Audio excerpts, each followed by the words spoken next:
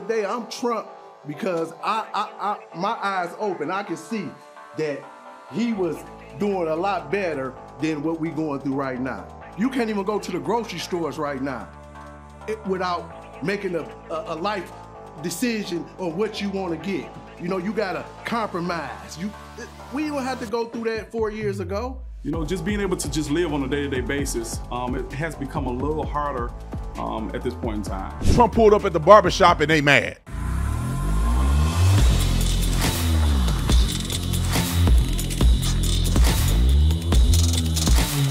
This video is brought to you by Pure Talk, brought to you by Pure Talk. Listen, ladies and gentlemen, the big wireless carriers want to limit you to 2 choices of data, unlimited and unlimited. And guess what? Both of them are ridiculously expensive. Stop overpaying for your data. Many of us, you go outside and you use your data, and most of us are hooked to Wi-Fi anyway. They want you to pay for all that data so they can just take your money. Listen, that's like getting a whole pot of coffee when you only want a cup. That's like filling your bed of your truck with gas and you only need a tank of gas. You don't need to overspend, especially in a time like this where money is funny and change is a little strange.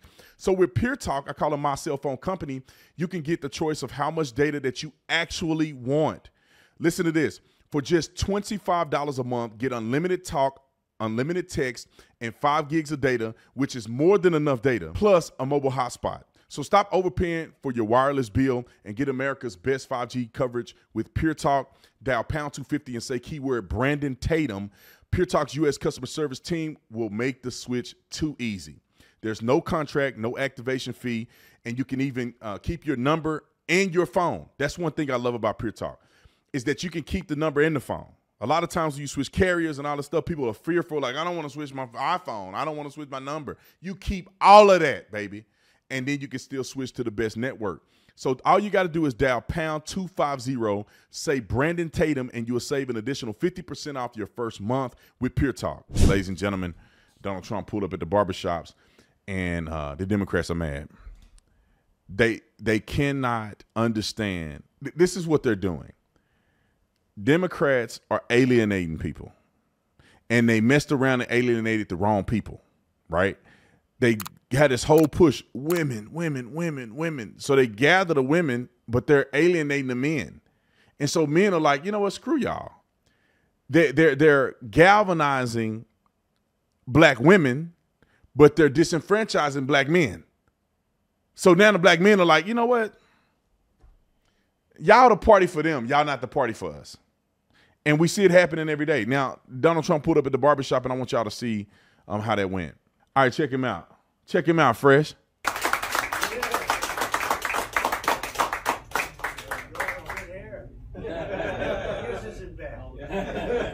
Nice to see you all. Welcome. It's always a pleasure. How good are the barbers here? Excellent.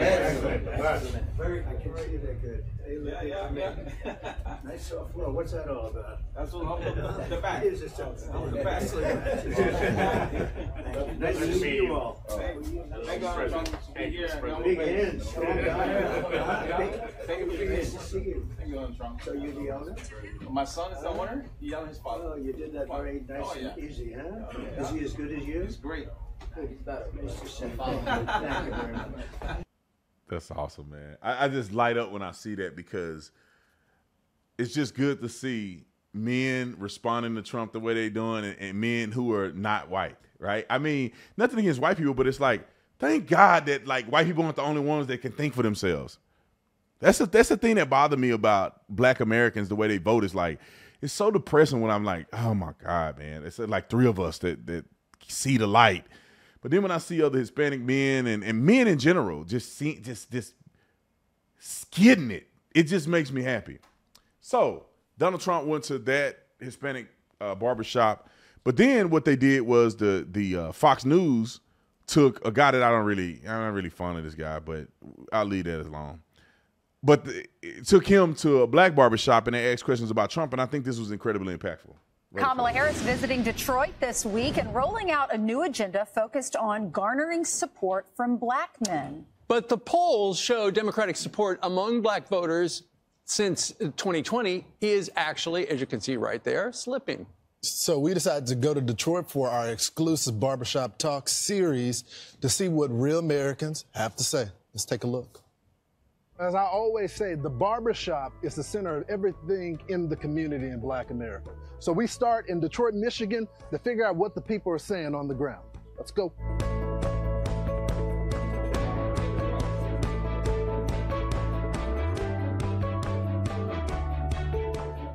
If the election were held today, who would win the election? Kamala Harris. I think it's a coin flip at this time. I really do. I think the country is so divided, you wouldn't have numbers like you have if the country weren't divided between the two candidates. It's pretty much 50-50. I'm still in between myself. Yeah. There's a lot of decisions have to be made. Me being an entrepreneur and a father and a grandfather, I'm looking at what state my children will be in 10 years from now. At the end of the day, I'm Trump because my eyes open. I can see that he was doing a lot better than what we're going through right now. You can't even go to the grocery stores right now without making a life decision on what you want to get. You know, you got to compromise. We don't have to go through that 4 years ago. You know, just being able to just live on a day-to-day basis, it has become a little harder at this point in time. It's really hard to put our economic condition now on any particular administration. In regards to the economy, I do think that Trump have some benefits as far as keeping our jobs right here. Right here in this country, not sending another job overseas. We're already going through enough crisis right here in our country. And I think the working class, we need more job security right here in this country. Who thinks immigration-wise, Kamala Harris is better? I don't have enough information about that question. That's fair. Who thinks Donald Trump would be better for the border? Let's face it, individuals are... I just figured out who he is. I think he was either the police commissioner or like the mayor of Detroit. Not mayor. He was in a political position in Detroit. Nick, can you look that up for me? Look up, I think his last name is Craig or something. He must have been the police commissioner of Detroit. Police chief. Yeah, that's him. I knew I recognized him. That's him. I know, I got an eye, boy. I can recognize people's faces from a mile away. That's him. All right, roll the clip. Coming into our country, not just illegal, but they're criminals. The third issue is crime. Who do y'all feel like is the best candidate to handle crime in America? Kamala Harris absolutely would be the best. We have forgotten. The memory is so short right now. Was it not Vice President Harris who supported what? Defund the police? More black men voted for Donald Trump than any other Republican ever. So why is that? What is leading toward more support for him versus any other Republican? My brother is a firm Donald Trump supporter. There you go. And some things that he always says to me is that some of his principles, as far as abortion, as far as same-sex marriage, as far as those things, those are a lot of the sticking points that draw a lot of our black men. Sometimes us as brothers, black brothers, we feel like the other is better than we are. We would, to me, that's that slavery mentality, that master is better, and that we want to. Well, hold on, Bishop. Are you saying that the brothers that I come from a different generation? I understand that. Are you saying that the brothers that subscribe to Donald Trump, that feel like he would be better, have a slave mentality? Many of us do still have a slavery mentality. I'm voting for master. The problem is black people, we vote emotionally. That's not smart. We need to vote. We need to educate ourselves first. We got to stop this emotional, because that's what's wrong with the black race. We too emotional. I can't have a opinion without you being mad at me or something, or you upset when I said. We got to come together. The presidency is not a person. It's an institution to be protected. Okay, and I think we need to get back to that, understanding the position, understanding what the intended job is. Okay, it's not Kamala Harris, it's not Joe Biden, it's not Donald Trump, right? It's the United States of America. That was great. I want to go to that barbershop. It was so much fun. As you can see, the tension got up at points of it, but it's an authentic conversation. And I left with 50% of them are going to vote for Donald Trump and 50% of them are going to be for Kamala Harris. Right. Still some undecided people in there as well. But the one consensus that you continue to hear is about the Trump economy, the Trump economy, the Trump economy. Sure. The other thing you hear, at least for some of the people that are going to vote for Kamala Harris, is that they want to be a part of the history of the first black woman being president. So there's a balance of economics versus history making going on. Yeah, I think what mattered the most to them, it sounds like keeping jobs in America and paying for groceries at the grocery store for prices to go down so they would have more money to feed their families. And then the one guy said about Kamala Harris, I don't have enough information on her stance on immigration. Like, how much time do you have? Because we could inform you. One of the brothers that that was in the barbershop is a construction worker. Okay. And he goes, look, I don't want to give Donald Trump credit on this, but he goes, when I was in the construction industry, because of what was happening in the border, when he was cracking down on it, he goes, our wages went up because they weren't allowed to hire. They didn't have the illegals to hire. So he goes, I have to give him some credit on that because it did directly impact my job.